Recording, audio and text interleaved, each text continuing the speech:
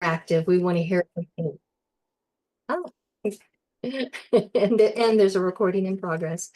Um, and so we really want to share with you. We want to inspire each other together. So please, this isn't a formal talk on a dais. We're just friends here, just trying to magnify and explore the pearls that were shared with us last week. What was I saying about just the opportunities that we have are just so precious, and they're so in our daily lives, even those of us here at the village, we get busy. We're not all sitting around meditating 24/7 and chanting, and we have real lives like everyone, and working and being with people and being with each other, and everything we can do to strengthen that light, to cultivate remembrance of who we are, is just so vital right now. We're all, I think probably you feel it in your part of the world. Certainly when we talk to people here in the US, this is a very trying time for people. And it's easy to get caught up. We have hearts, we have compassion, we have hopes for, as Swami would say it, hope for a better world. But we have to come and view all of that from a space of high-mindedness, of being that light, of always lifting up that energy. And I was talking with a friend yesterday, and she works as a therapist, and she was sharing with me that some of the people that come to her business, to her help, and some of the details of what they're going through, which it's very challenging.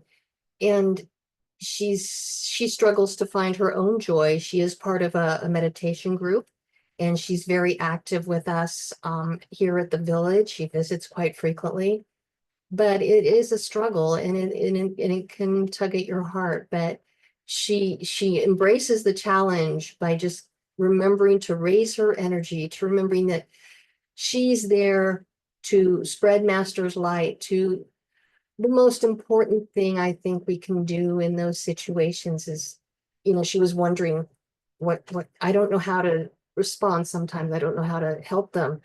We just need to listen to each other. We just need to listen to those who come into our orbit. And that just means so much more than we can even imagine. And Jyotish and Devi, of course, do this constantly. They have constant obligations, for lack of a better word. It is their joy. And they are always prime examples of how we can lift our energy. And what I was saying to my friend, is just that we have to remember these teachings. This isn't, what was it? Gyanamata said it's not a powder puffs, or it's not an easy path. We really have to raise our energy. We really have to be strong in ourselves, and we just keep moving forward. And for me, it can be challenging. I tend to be on the more personal side. I get wrapped up in, this is just really hard to take. But then when I listen and I remember the teachings, it's like, no matter what, we have to remain high-minded. As challenging as it is sometimes not to get pulled into stuff, that's not what's going to help us get out of this. That's not going to move us along. No matter when we think about the teachings and we're caught in our daily life, or in our emotions, or in our personal feelings about things, we have to hearken back to the higher words of our gurus. No matter what, these are true, no matter what. And I wanted to read for us, just to get a start. I've just loved when Davy started on day one with this quote from a talk Master gave just on the cusp of World War II. And I can sort of imagine what it was like in those days. In fact, with everything that's going on here in these days, and in Europe and Russia, everywhere. I was watching this, you have CNN there, the news media outlet. Okay. It's very well known here. And they had this series where they, a while back, where they did a series on the 70s, the 80s, the 90s. It's very educational and fun to look back. And I was watching the one on the 70s and Nixon and Gerald Ford and all that. And I'm like, all of this stuff that's happening now happened back then. And we just felt like it was such a crisis. It was such a crisis. The gas shortages, the inflation, the unemployment, the turmoil in the White House. It just keeps happening again and again. And then hopefully, even though sometimes it doesn't feel like it, hopefully we just keep getting a little better at not getting caught up. But that's for the masters to, I figured that's their problem. Everything is moving exactly the way it's supposed to move. We had in the 60s, we had the Cuban missile crisis, and people were really scared. They thought it was the end of the world. And we just have to have faith in our teachings and remember the truth that this is all meant to be. One of the first things I ever read on the path was, when it was still a booklet, was Religion in the New Age, which talks about the yugas. And that was very early when I got on the path. And it was just another nugget where I went, yeah, I'm home. I totally get this. It totally makes sense and resonates. When we look at the yugas, that's a whole class in itself. But it's all good.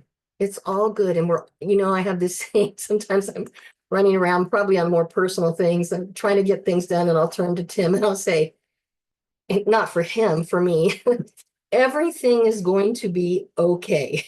Just kind of stand there with my hands at my side. Everything is going to be okay. And it really is. So I just want to read this just to sort of jog our memories and how the week started off. And this is just a little paragraph. It's called The End of the World. When we study current events or those that have passed, our view of these happening is determined by how clearly or distortedly they are reflected in our consciousness. Self-interest, prejudices, hatred, and anger prevent true understanding of the events and mysteries of life. And that first part right there, those emotions, those attitudes, those are what we need to get a grip on so that we can have the deeper understandings that the gurus offer us always.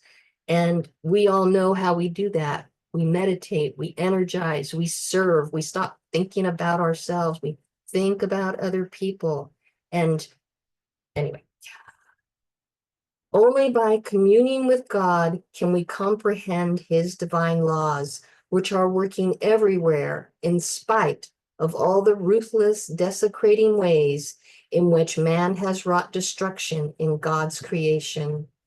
Still, we will find that evil destroys itself and that the power of God marches on in the face of every opposition. It's just wonderful to think about. It's everything's going to be okay. Good will prevail, and we can be a part of that process. One of the things I was some time ago thinking about, when I thought about the yugas and our part to play and our dharma and our karma, and I was thinking, well, the yugas are happening. We've gone from Kali, and now we're in the beginning of Dwapara, and we'll move to Treta, Satya, then Treta, and this will happen again and again and again. And there was this little imp on my shoulder who said, so what difference does it make what we all do? These ages are going to come. They're going to happen. So, what difference? And in my little brain, I'm sure that Master would have a lot more to say about it, but my immediate thought was, that's true, but I can either be more at peace with this ride and more contributing to this ride for other people, or, I can just sit back and, just say whatever, the world can just march on. I'll just grit my teeth and get through this lifetime somehow and hopefully come back.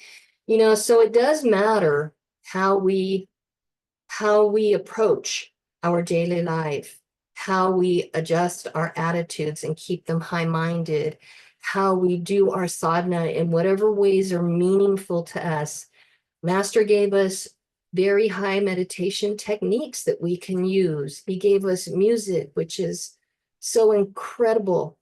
And he gave us so many talks and lessons and tools and so many things that we can use every day to deepen our discipleship, to deepen our spiritual life. And we just have to keep the focus, keep meeting with each other. Satsang is so important. And if you're somewhere where it's not as easy to be in person with other people, call up a friend here. Get on the Ananda virtual community. Watch a talk. We keep satsang with Master when we read his books, but he's talking to us directly in that moment. They aren't just pages of things that he told other people. That's him speaking to us in this moment.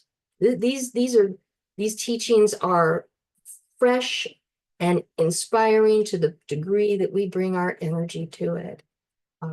So I don't know if you want to get a word in edgewise. No, that all sounded good. I think we just need to get together because, as I think we know, together we're a stronger force for the light. Together we can band our light together, feed off of each other, and bring this forward. And I think that's something that, as time goes on, as the 70s repeat themselves in the 20s and 30s, I think it's something that we're all going to have to tune into. And that is just getting together and feeding off of each other and satsang and service. Jyotish talked again about writing a book on service. And Swami talks about how meditation and service are two parts of the same coin. If you need to do service along with meditation, selfless service or karma yoga is going to help you reduce the karma that you have, same as meditation. So I think doing those both will then build our magnetism. And that's really what we need to do. We need to bond together so we can build that magnetism to bring a different energy into this world. I think we can all agree we need a little bit different energy than the energy that's going around even in the southern hemisphere as well as in the northern hemisphere. And so by bonding together, by strengthening our magnetism, by satsang together, this is how we're going to get this done. And as we do that, willpower will be the other thing I think that'll be a struggle for us. Willpower, the greater the will, the greater the flow of energy. And Swami and Jyotish went to a great extent to do a magnetism demonstration that was videoed in his apartment. I thought was really cute. But, as electricity runs through a wire, as this energy that we have runs through us, it's going to build that magnetism. And that's going to be real important to not get caught up into everything that's going to be coming our way, because Jyotish alluded to the point that he feels that something is coming our way and that this could be something going on. So we have to really build our magnetism. Yogananda in the late 20s, I believe, he was given classes back east, and he was traveling all over the East Coast of America and giving these classes, and he would give them for free, and then people would sign up to do meditation afterwards. And he said out of 1,000, maybe 1 or 2 will show up. I don't know how they'll work, but in one city in Miami, Florida, the sheriff banned him from speaking. And the reason why was his magnetism was so great that this lady wanted to go and see him every single time he spoke. And the husband got upset And she said, I don't care how upset you are. I'm going to go see Yogananda every chance I can get. And this, I guess the people wanted Yogananda to speak, and the police were keeping him out to the point where, what did it say? It said they got smoke bombs or anyway, smoke bombs together to deter the people from mobbing the place that Yogananda was going to speak in protest of him not being able to. This lady went on to being his accountant, I think, for many, many years, and ended up in a divorce over the thing. Kind of a side note for everybody, but this is the magnetism that Master had, How feels everyone? The first thing that pops out of his mouth as he runs down that aisle to start his talk. He just building up that magnetism and just really trying to get something going and showing people what they can do. And of course, he spoke about things that mean something to people. It wasn't just esoteric talks. There were things about, how to magnetize a spiritual partner, how to do better in business, things that really mean something to us, in our daily life. Yeah. So, okay, so we just can't get caught up in the swing of the emotions. And I think it's real important to concentrate a little bit on how to keep these emotions in check. And so the first thing you have to realize, you have to keep your center, because emotions always throw you off. I mean, you want to know how you're feeling, you look at your body. You want to look at your body, you want to look at your breath. Everybody, when they get mad, the breath starts going a little bit faster. They start moving a little bit. And we're being taught, Swami brought to us from Master's teachings, that we want to keep our center. And that means keeping still, keeping within inside ourselves, doing our meditation and bringing that stillness forward and not getting caught up in the stupid stuff that's going on. And we can just call it stupid because it's all going to pass. They're both one side of the same coin, and it just doesn't matter at all. There was a Devarshi and Prakash were going to give a talk way back in the kind of the olden days when they had dial-up phones in those days. And anyway, so it was Spiritual New Week, and sometimes in California we'll have electric storms. And so they were going to do a class together, so they're calling each other up on the phone. And Prakash goes, should we be talking to each other on the phone with this electric storm going on? And Devarshi goes, no, we're not going to get hit. It's no big deal. So they start talking about it. All of a sudden, bam, Devarshi said the next thing you know, he was 10 feet behind himself, and he's picking himself off the floor. He's going, what the heck is this?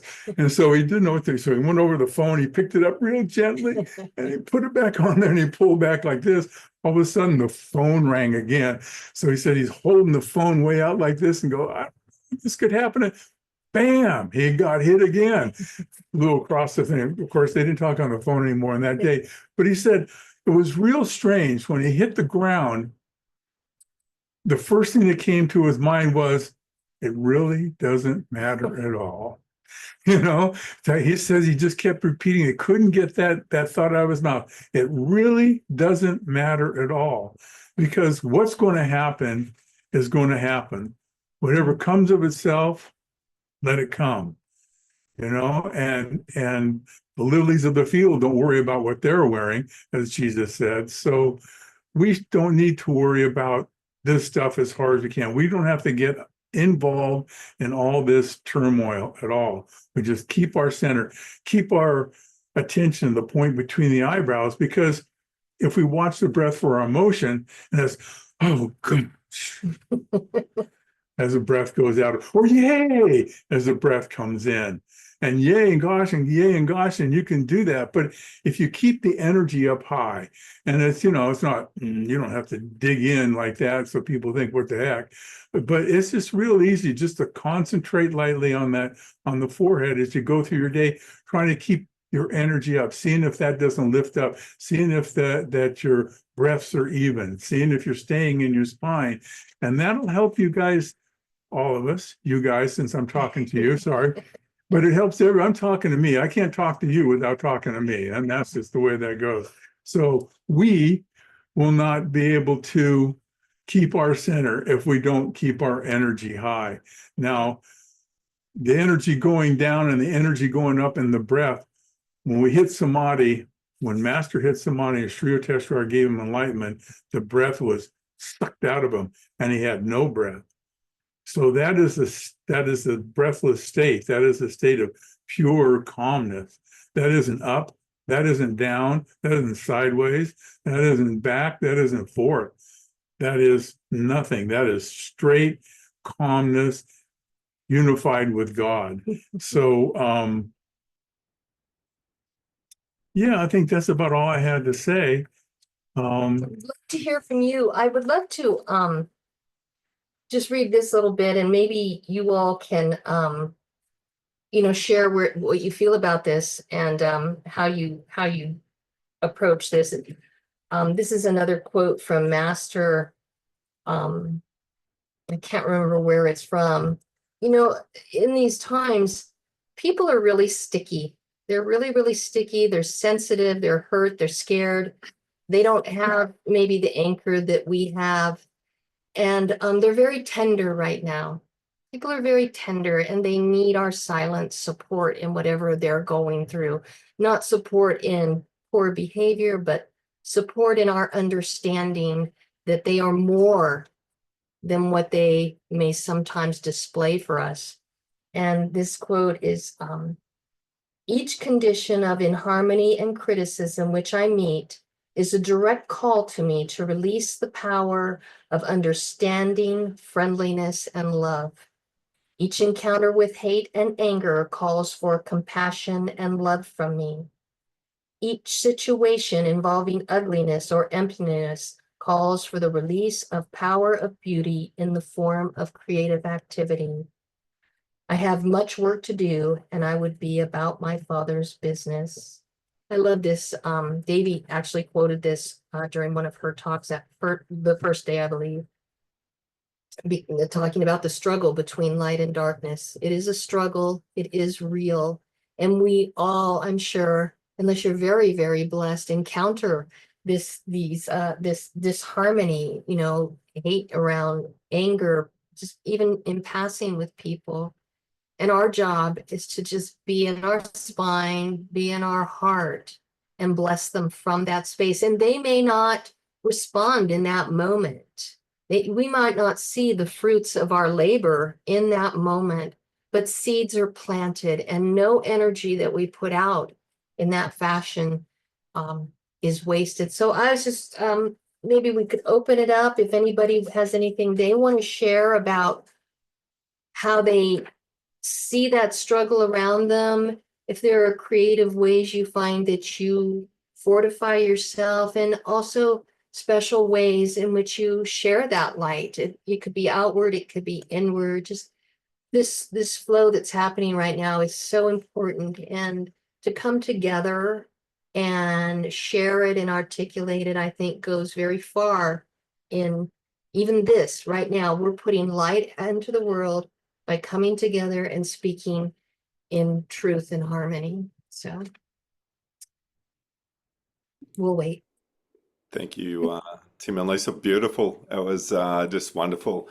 I just love feeling, and I think we get that sense of joy and love that you both share, and I just love too that it's just raw and honest. I mean, we all do it, whether it's a country that's going through it, whether it's personal, whether it's just driving down the road, or even that pesky cockroach that crawls out, and that you have a reaction to it. It's everything in life that you start looking at it one day going, yeah, I don't think that cockroach, actually benefited from my thoughts just then. But yeah, you can adapt it to all things. It's such a joy to be able to hear. So Really. I'm just thinking if anyone wants to type in, and then we can sort of open it up, for some short questions. Does anyone have any thoughts that they wanted to add, or put your hand up and we can sort of unmute. Yep, we've got Dawn and Simon there. Let me, if you guys can see. Hi, Tim and Lisa Hi. in Tasmania. Hi. Nice to see you. Thanks for your talk. I wasn't going to share anything massive, but I think, like you said, though, I think even the smallest thing can make a difference. And I'm finding just eye contact with people and just a simple smile. And I know I benefit as well. It's obviously that two-way flow of energy. But yeah, that's even just a very, very simple way of connecting and showing that act of kindness. And you know, it's also reframing how you look at people. You might have formed these maybe not so lovely opinions that are based on nothing but, you know, your own stuff. I'm thinking of maybe neighbors and things, and you know, then I'm trying to change how I see these beings, and it's not easy, but it's I can feel a bit of a shift, and I think it's really a sign of growth, and yeah, really excited to continue that. That's big. That's really big, Dawn, because we do make a lot of assumptions about people. There's this wonderful book I read recently. Can't quite think of the name of it, but it refers to the fact that when we stop having wonder about people, we really lose a lot. You know, when we start assuming that we know everything, that we know why someone doesn't mow their lawn, you know, and oh, look what they're doing to the neighborhood. Well, maybe they have physical things going on that they can't mow their lawn, and maybe they don't have money to pay someone. Or why is someone cranky in the grocery store? Well, maybe they just had a relative that just passed away, or maybe they're dealing with a chronic illness. There's so many reasons why people can behave the way they behave, and we have to give them the respect that, you know, maybe we just don't know everything in the world. You know, maybe we just don't have any idea about their life. And, you know, Jesus said, be their light, not their judge. That's really, really so profound and so difficult sometimes, because we all have our triggers, and, you know, we get our habitual thinking about how we think things should be. I think that's lovely, a lovely practice to just say, you know, I just don't know what's going on with this person, and to not take it personally. It feels very personal, but it's really not. People are not, they are who they are everywhere. They don't just become another person when we walk in the room, you know, and decide to be cranky or upset or whatever it is that's abrasive. They're like that all the time. And sometimes when I'm doing something that I don't really like, and I'm just like, oh gosh, that poor person. And then I think, well, what about me? Poor me. I have to live with me. I can't get away. At least they can leave. You know? So, you know, I try to lighten it up like that, you know, for their benefit and my benefit. This is like, so it's a very wonderful practice, Dawn. Thank you for sharing that. Oh, that's wonderful. And Raman just mentioned that helps in meditation too. It's between them and God, you know. That's a lovely way to do it. Absolutely. I think even a reframe, you know, I'm just going off what Tim mentioned about, you know, magnetism or energy. You know, if you basically treat everyone's output as electricity, if someone zaps you with something, you know, watch your response. You know, if you hold on to it, you're just growing that energy, aren't you? You know, like you're not actually taking anything away. So if you take away the thought that's a feeling and just say, well, if this was energy, what power, what would I do? I'd want to, you know, step away and dissipate it in some way. Oh, there you are. You moved She across jumped the on our screen. That's all. Shuffling around. Yeah, holding on to stuff is never a good idea. I mean, the stories told about the two monks walking along, and they come to a stream, and then the they see a lady there that goes, "Hi, could you help me? I can't cross the stream." She didn't want to get all wet. She was all dressed up real nice. So one of the monks says, "Sure, no problem. Jump on my back." And he carries her across the stream and puts her down, and she thanks him. And the two monks walk along, and they're walking about a mile or so. And all of a sudden, one monk turns to the other monk and goes, "You shouldn't have carried that lady across the stream. We're monks. We're not supposed to touch women."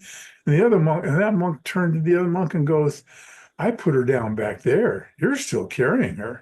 So I think we kind of do that kind of thing. We kind of loop it. We put it on a piece of tape, and it just loops around. Next time I see him, you know what I'm going to do? I'm going to tell that guy he can't treat me like this. And it just on and on and on. And even sometimes, I don't know about you guys, even sometimes with me, I change it a little bit every time it loops around. So it's not the same loop that I started with. It actually got a little worse or a little convoluted over to the side. So yeah, holding on to things doesn't do anybody any good. It just brings your energy down. And it's a tough thing to just go, "That was really mean to me. They were really mean to me. Oh, well." I mean, that's easier said than done. That's way easier said than done, but it's done with practice and just getting into the only place you can get into what's the eternal now, and just go, "That's not happening with me now. I'm fine now. When this person comes back, we'll deal with that then, but this is now." And just holding on to that eternal now, and just, again, being in that center of yourself, watching your breath. We have amazing tools. We are so lucky. We are lucky beyond belief. We were born lucky beyond belief. We came into this path lucky beyond belief, because the teachings that we have, this is my opinion anyway, the teachings that we have and what Yogananda brought to this country and what Kriyananda so beautifully shared with everybody is really absolute magic. It's actual magic pill. It's the wand tapped on your head. Because if you really grab hold of these teachings, and you do in that moment or as you're walking away, watch your breath and just take some deep breaths and try and concentrate up here and not at the back and going, repeating your little loop, you can get over it much faster than somebody that has nothing, and they just hold on to that negative emotion forever, and they don't have any way of dealing with it except for maybe telling their therapist at $100 an hour at the end of the week. So this is absolutely amazing, in my opinion. And we have to give ourselves a lot of credit when we forget. We're not just practicing the teachings when we're energizing or meditating. We're practicing the teachings when we do like what Don was talking about, and just letting people be, giving them their space, and just being kind, or, letting somebody, open a door for somebody, when you're going into a business place or a marketplace, or just smiling. That's all. Every bit of that is practicing these teachings. And we just want to keep building on that day by day as much as we absolutely can. Yeah. Anju just wrote, she said, "Since being on this path and practicing Kriya and meditation every day, I feel I have a lot more compassion and understanding of others, and I feel I don't react as much. And it helps me respond more, and I can stay in my center. Also, I feel so much joy that I never had before." So it does bring a lot of joy Mhm. and a lot of gratitude when we realize that we're doing the work and we're making progress. It's just the most wonderful thing. And to feel compassion for those who don't have the family and the masters that we have. When we remember gratitude, at least for me, when I get into that grateful space, there's just so much joy. There's just so much joy that springs from that. Life could have taken so many different turns, and here I am with all of these beautiful people, with this guru who just gave me everything and gives me everything every day. Thank you. I had a question, and I think it's nice. I think Joe Tish and Davey during Inner Renewal Week spoke around marriage, which is ironic because of their wedding anniversary that's just come up. We're very blessed, and their blog that just came out is absolutely amazing. If you haven't read it yet, get onto it and have a read. The question is that, they were talking about finding obviously a partner, and it's very and Joe Tish and Davey always expand out, but it's an interesting way from a community just perspective to look at surrounding yourself, whether it's through marriage or whatever it is, but that same concept in relation to community, and I thought maybe you both, Tim and Lisa, could expand on that a little bit around that surrounding yourself with the right people, and dharmically, and how that helps that magnetism grow as well. Mhm. That's a good thought. There's 250 of us here, and it's a beautiful family, and there's thousands more around the world, and it's our beautiful expanded family. And like all families, we're very blessed with each and every one of them, our spouses, our children, our spiritual cousins, and this and that. And they can also get on your nerves. And but we're just real people here, and I'm not sure I'm really addressing your question very well. You have a better grip on it?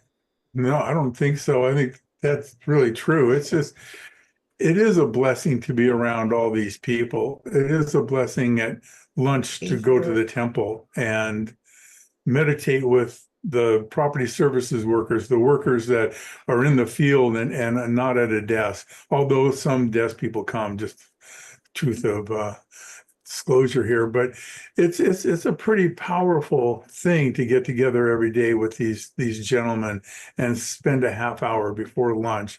And then the men get together once a week, have a 3-hour Kriya meditation just by ourselves. And the women get together once a month and they do something similar. You get together. I mean, that would be hard to do without having a community. And communities are very powerful. Swami says, the master said it. They're hugely beneficial to growth. I mean, we can go back to the fact that environment is stronger than willpower. I knew it would come to me in a second. Environment is stronger than willpower, and it's true. It's true. Could I be as strong on the path if I lived out there by myself? Maybe. Would I do as much meditating and doing that kind of thing? No. I think just having the opportunities in front of you that are so easy to take advantage of is a huge benefit that's hard to replicate living by yourself. Not impossible, but hard to replicate. That's my opinion. But one of the blessings of COVID, and there were many, as hard as it was, is that the online community expanded so much. And there's so many offerings. Oh my goodness. It's just, as much as you can, take advantage of those. Take advantage of what Australia has to offer, of what the village has to offer. I like to go to all the different places online. I don't have a lot of time, but I try to peek in or sit in on different meditations with groups.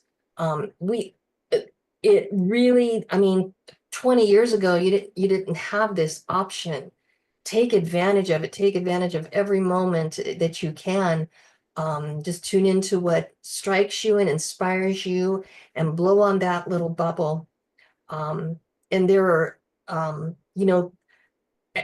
Tim was talking about the men's Kriya meditations, the women's Kriya meditations. You can, connect with friends, do things like that. Have book studies. I'm sure Australia has a lot to offer. And just you can't underestimate the importance of your participation in this, in for yourself and for others, and spreading Master's light. And that's when you're serving as bearers of light in this world.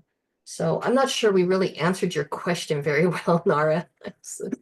Oh, no, it was wonderful. I think, that just their specificity around their marriage, but I think it can be, and you did it wonderfully, Tim and Lisa. You had that ability to, yeah, it is a greater marriage. It's a part of being a bigger family and a relationship that's worthwhile, and I think they made that clear distinction. It was like, yes, you can have people that are around you that can support what you're doing, and that, like, there were three layers, unsupportive, get away from it, supportive, finish your dharma, but then, really it's a blessing when you have unity amongst, if it's Yes. marriage, but if it's family, it's the same unity, so you did it wonderfully. It was a very open-ended question, but thank you. And the wonderful thing about community and everybody is that, we're rocks in a tumbler sometimes. We need to bump up against each other and soften those edges, but we're there for each other.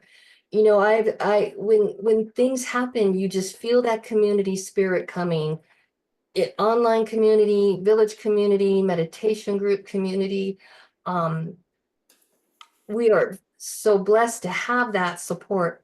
And I want to tell you a funny story. I tell this from time to time, just, talking about relationships and being on the path, and, what's my dharma? What should I do? And this and that. And we were at a satsang with Swami at Crystal Hermitage. I think it was quite a while ago. I think it was before we went to India. So it was more than 20 years ago. And there was new people there, and Swami was talking about the path and the different ways of being on the path. And he said, and you have to remember, Swami would say different things at different times to different audiences. They were all true, but like any good Indian, it was just like, it's true here this time, it's true there that time. I mean, I love the teachings. They're just like so fluid and so high-minded. But somebody asked him, it was a new person, well, Swami, what's the higher path? Is it, being single or being married? What really? And Swami said, well, they're all, whatever is your dharma, you should do, and they're all a true path. But being single, treading on your own is really the highest. You really have to be strong, move forward. And I was sitting there and I could feel in the room from the new people who didn't really know Swami, this sort of like, wow, should we not be married? Should everybody just be single? Should we just, just change what does that mean? And so I said, Swami, but being married also is, a very high path to self-realization, isn't it? And he said, oh yes, absolutely. He said, and besides that, you're married to an angel. There are people to this day who love to remind, Lakshman, Swami's secretary, loves to tease me about that and ask me how my angel's doing and this and that. And as I like to remind him, am my angel? Yes, he's an angel, but he's not a saint. So leave me alone. Anyway, it's just a fun story because and there are people here who to this day remember Swami saying that about this angel. Anyway, Swami had a wonderful sense of humor and such love for everyone and sharing. He gave us so many tools and so many examples of the high-mindedness of discipleship. And we can fall and scrape our knees, and we can snap back at someone, and we can have a bad day, but we have the tools and we have the support to lift ourselves up, dust ourselves up, and just keep moving. We are so blessed. Hi, Kalamali. There she is. Hello. Peek with you all darshan before the satsang's over. Yay. It's so nice to see you. You Good to see too. you. Oh gosh, we love being with Australia. We had our Sangha, all Sangha meeting we have it once a year while the departments report. And you guys know this, but anyway, I'm part of that. I coordinate meditation groups and centers, the leaders. And I said, Australia's just hopping. I said, just let them know if you want to have a satsang with them, because they're always eager and beautiful, and they turn out and getting to know people more and more. The same people come, so it's lovely. Thank you. Thank you. That's really great that you could share that. Yeah. Thank you. And yes, keep them coming. It's yeah, and it's interesting because we've had lots of discussions that's growing that, and one thing that we've chatted amongst our the board, but the greater community, is that Swami really wanted it to be Ananda to be in the United States of the world, and he spoke around the fact that we really wanted to be independent of the world. He wanted food to be grown that we could exchange with each other, and this beautiful barter system or economy that we could grow together. And we often sit down here, Tim and Lisa, and say, well, what can our part be? What can we use as to give and grow Ananda from that aspect? So we're working on it. Just let them know we're working. Oh, they know. You guys, the energy just pops all the way from Australia, all the way over here. It really does. And we love getting news about you all too. So we love to share it. We are I just want to say that each person here today is doing something behind the scenes to make this happen, and it's amazing what's starting to build, especially since Inner Renewal Retreat. Yeah. And I was just telling Nara this morning that week felt like morning and evening. All we did was we meditated as a group, longer, deeper, and then we watched the talks at night, or the kirtan, or whatever kind of special. We did the super conscious 2-minute ceremony Sunday, but it was like a flow. We were in a space with all of you, and it was like the closest we've all felt to being in community. And ever since that, we've all just, there's been so much energy from everybody here. It's just been wonderful. Everyone's so inspired. So thank you. Mata, what they call you, the Mata and Baba of the temple. That was funny. That was cute. It was really like that, huh? Yeah, Joe just talked about small groups and how this stuff starts with small groups, and how Jesus started out with 12. Oh my gosh, can you believe that? And look what it was able to achieve. So small, it starts out small.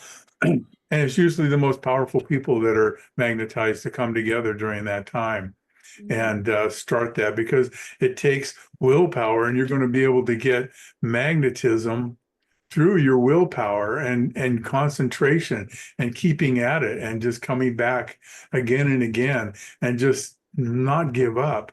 And that's what will bring this thing about, I think, is all of you guys pulling together in the same direction. And that's great to hear that everybody's doing something behind the scenes. I know. Because we talked about karma yoga in the beginning as being part of meditation.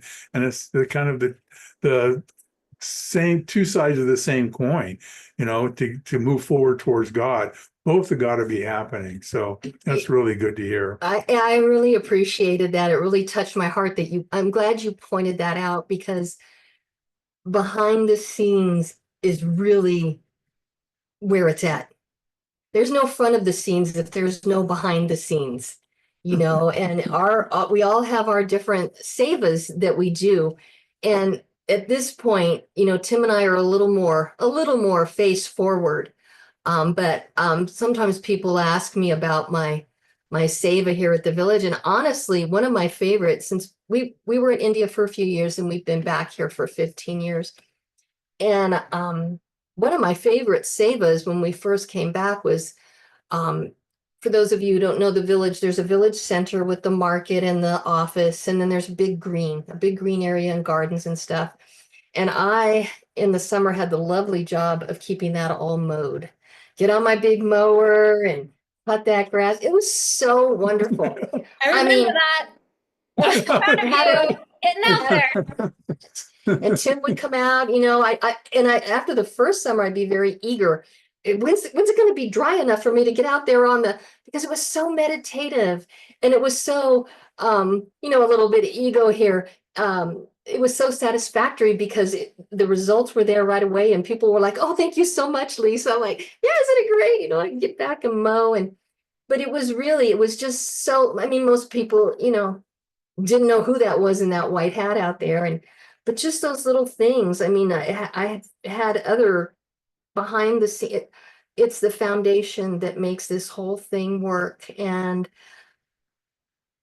each and every person, I just love hearing that and looking around and seeing what people are doing to make this happen in their own humble, sweet, devotional way.